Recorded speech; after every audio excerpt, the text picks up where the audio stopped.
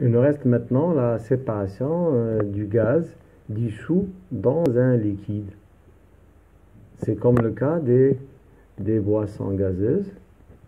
Lorsqu'on agite les boissons gazeuses, on remarque qu'il y a l'existence des gaz qui sont dissous dans ce boisson-là.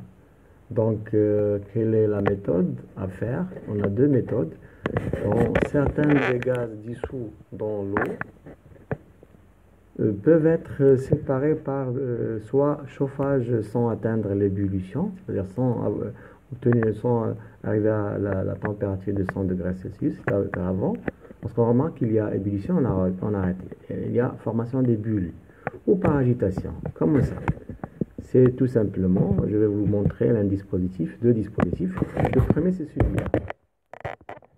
Regardez. Nous agitons une boisson gazeuse, c'est celle-là,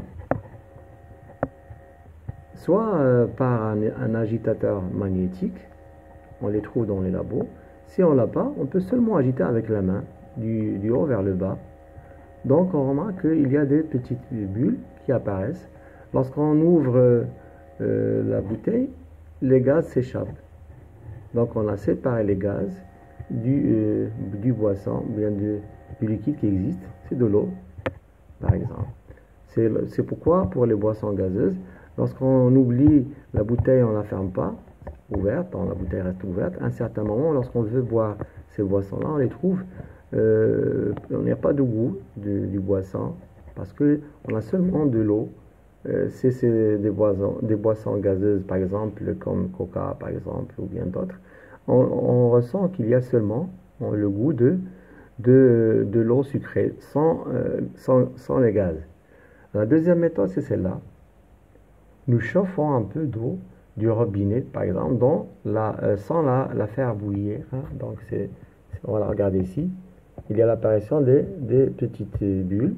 Soit on les chauffe par un chauffage électrique, ou bien tout simplement par un bec benzène. Et on remarque ça à la maison lorsqu'on commence à bouillir, à chauffer de l'eau, à un certain moment, des petites bulles qui apparaissent et qui s'échappent du mélange. C'est ça les deux dispositifs qu'on peut utiliser. Donc on a terminé le cours.